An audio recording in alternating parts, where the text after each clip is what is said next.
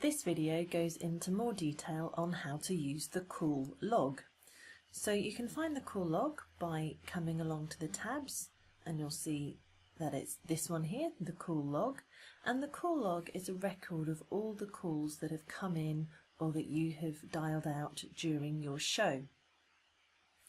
So to start with, you'll have a record of every single call, and the default will be that it's sorted into the time order, so the most recent calls will show up first. But there's lots of things that you can do with this log. Firstly, if you click onto any call record, you'll bring up the call details and you can fill those in or add any missing information.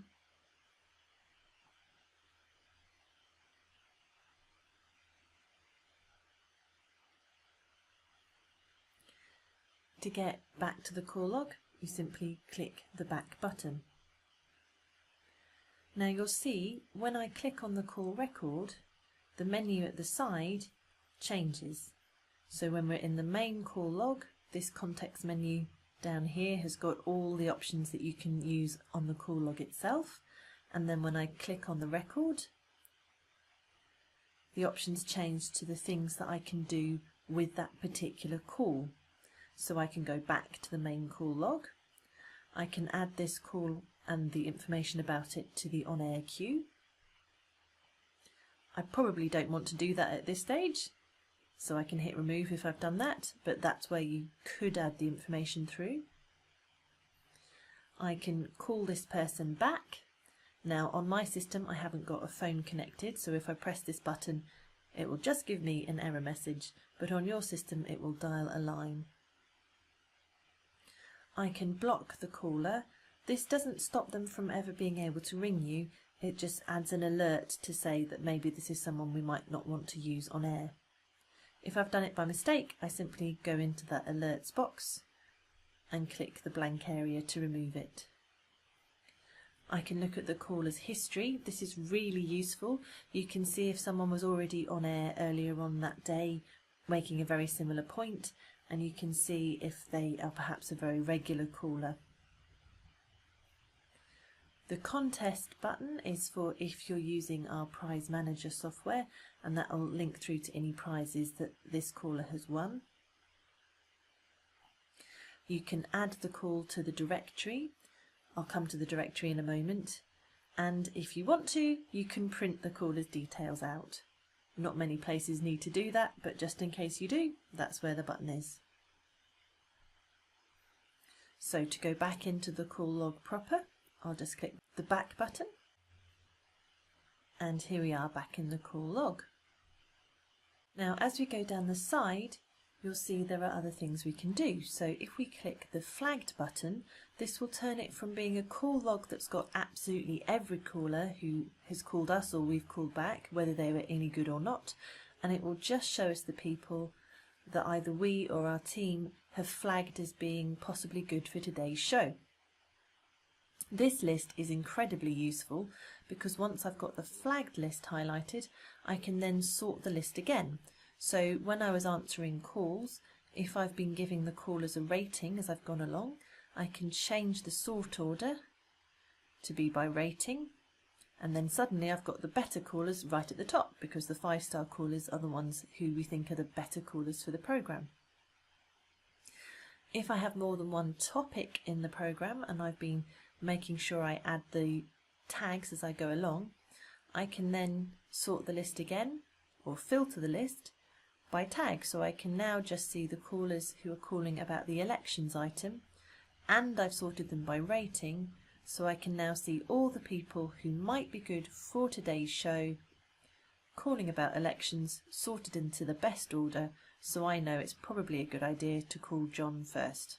And all I do is click John's record and click call, and that would then connect me through to him. What's really nice about this is once I've put John on air, he won't appear in the flagged list anymore, so that stops me from accidentally on a busy show calling back a really good caller twice and they've already been on air and we didn't notice. So that's just a good safety measure in there on the flagged list. If you ever want to get back to the main call log to see what's going on, just click the All button. So flagged is like a little toggle. If you're the callback producer, you're probably going to have the flagged thing set and just look at this list. If you just want to see what's going on in general, you can come in and just have a look at the all log. You can also do other things with these filters, as well as filtering by tag. You can also filter by whether the call has been used on air or not. At the moment, I haven't got any calls that have been on air in this list. Or I can do a quick filter by typing a search term up here. So if I search for cats, I will just find the calls that have got the word cats in it.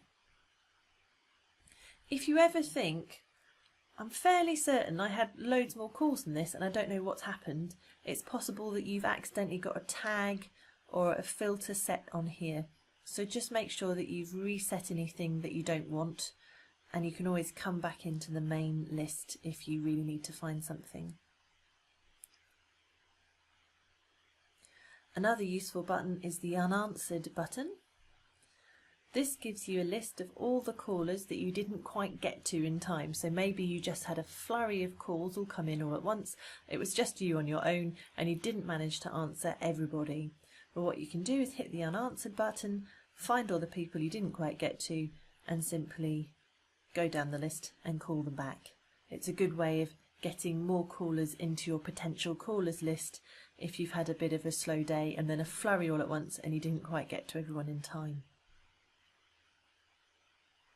The latest only button is a really useful button to press. It just means that if you've had the same person that you've phoned back a few times during the show because you were trying to get hold of them, you just make sure that you're always looking at the latest information about that caller and you don't accidentally show more than one record for the same person. So it's a good idea to have the latest only button highlighted when you're using PhoneBOX during a live show.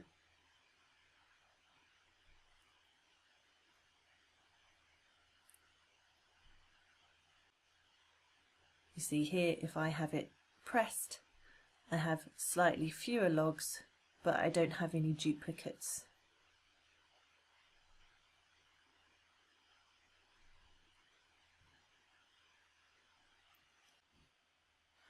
Another thing to look at is the filter button.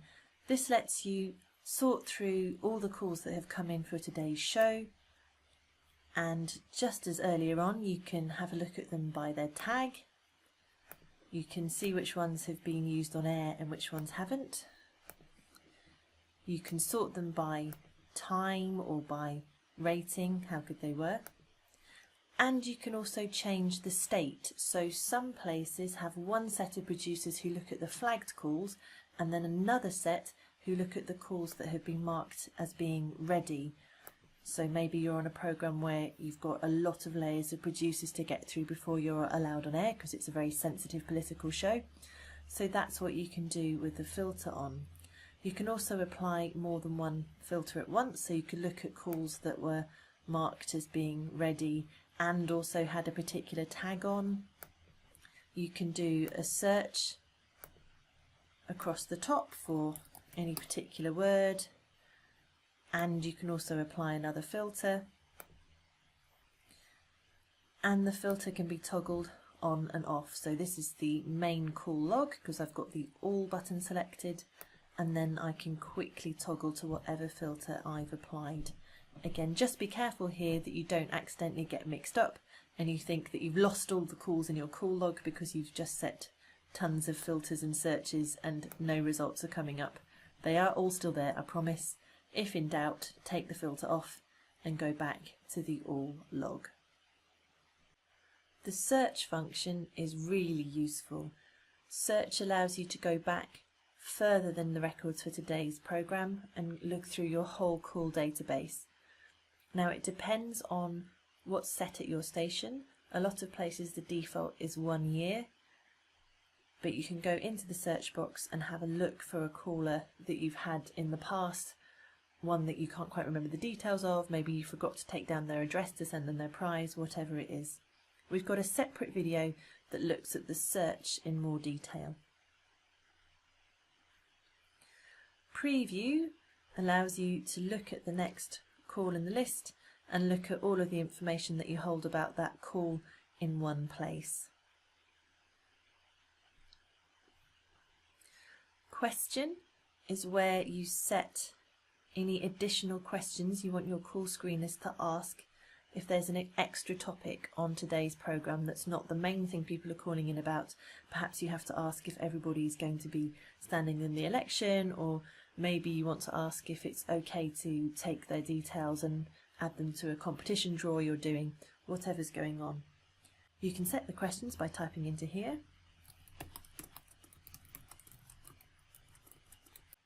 And you can also decide what format the question should take, so whether it should be a short text box, a long text box if it's something that's going to require an essay as an answer, or a simple yes/no.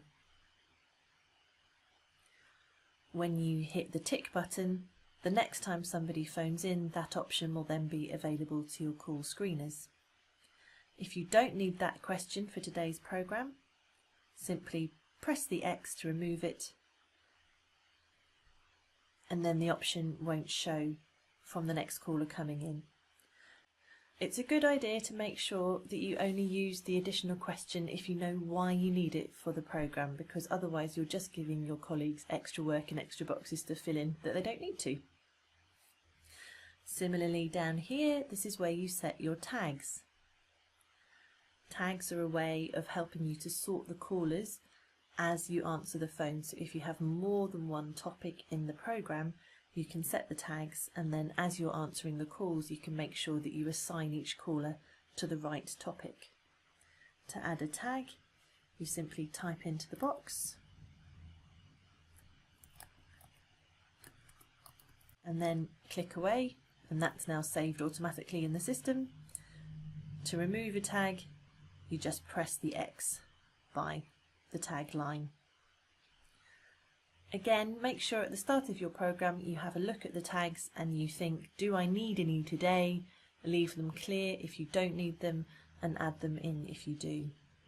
Some places also like to create a tag called guest, because it's a quick way of identifying anybody who's a booked guest on your programme and making it obvious to your presenter that they're not just a general caller. And finally, at the bottom we have the plus symbol, and this is a way of you adding a record to the call log.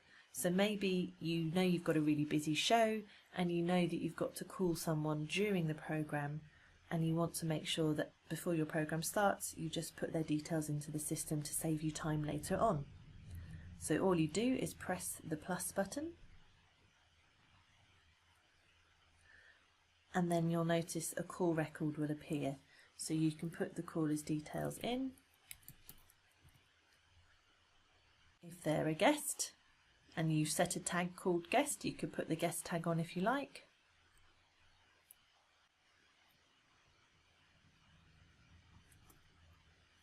And then if you are adding in a number, don't forget that you need to go to the address tab and put their phone number in. If you forget to do that, then the system won't be able to dial anything when you try and use them later on in the programme. You can, of course, simply press the dial button during the show if you want to call someone back as well. That's another option. It's just some places like to type in all the information in advance, just because it makes everybody know that they've got all the details in. Another trick you can do if you have used that guest tab is to very quickly sort or filter the list by that tab, and then if you need to call your guest, you know that you found them really quickly. This little piece of information will also show to the presenter in a lot of views, so they'll know that this is the guest rather than someone who's phoning in to ask a question.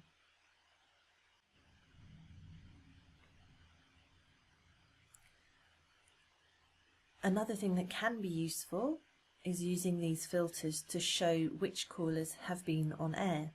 So you know a caller's been on air because they go this bright pink or salmon colour, but you can also set a filter to only show the callers that have been used on air. This might not be so useful for you if you're producing, but it can be very useful if you're the presenter, because you can access the call log in different views. For example, if I'm in my docked view and I'm getting on with other work,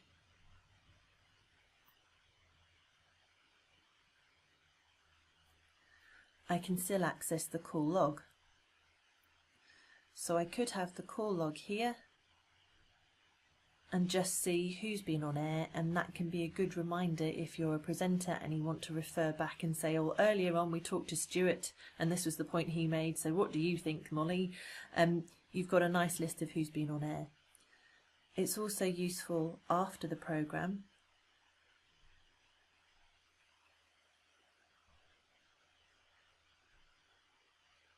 if you want to have a look at who's been on the programme, if you're doing any analysis or you need to call someone back because you forgot to get some details from them that you need for whatever reason at your station.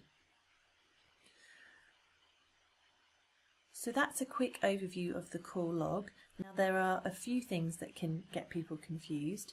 So firstly, just remember, if you're not sure what's happened to your call list, you've probably got a filter applied either here as a filter, as this toggle here, or you set another filter like this and suddenly you're thinking, where's my call log gone? I don't know what's happened. So just take a deep breath and make sure that you haven't got any of these tags or filters set. Make sure that you are sorting in the order that's useful for you. If you are a producer, you'll probably be looking at the flagged list if you are somewhere that calls people back rather than putting them straight onto air. And remember that you can sort this into the order that's useful. Rating is often a really helpful way of sorting your list because you want to know you've got the better callers at the top. There are other options. You can do it by name if you need to find someone quickly and you can remember their name. That's one way of doing it. You can do it by time, so the most recent callers will be at the top. And you can do it by conversation. Now, some radio stations have got the conversation system, which is a way of tracking the callers by giving them a number in the background. If you are at a station that uses that, you'll know about it, and this is how you sort your list by conversation. It's not something that's used in many places. So the first thing that can get people confused on the call log is that they are accidentally applying a filter. Maybe you've leant on your keyboard and you've accidentally put a number in here and suddenly you think that your log has disappeared. But most of the time it's fine. The second thing that people can get confused about is the difference between the call log and the directory. So the directory is like the phone book for your program and your program team. So the directory is where you put people that you phone a lot. So maybe your station engineer, maybe the press officer for the fire brigade, maybe the gardening expert that you have on every Tuesday, people you're ringing all the time. The call log is just for information about people who are ringing in about today's program. So not someone we're going to be ringing back again and again and again, just someone that's useful for today's show. So most of the time you're going to be using the call log, and just make sure you don't get the two things confused, because it's easy when you're starting out to think that they're the same thing and they're really not. I'm going to come back to the call log. This is it with nothing set on it, and then my usual state will be to have the latest only, and then I can apply a filter that's useful to me if I need to, and I can do a quick search across the logs. So sometimes if you know that you had a good caller called John, you can just search for them quickly.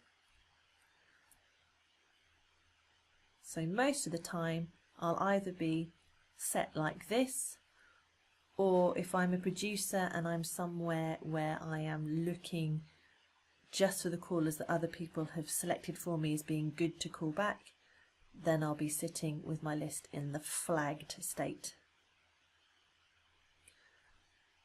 So those are the options for your call log. Have fun playing with it, and remember, all of the information you need will be in there.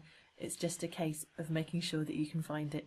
I hope that's useful, and I'll see you in the next training.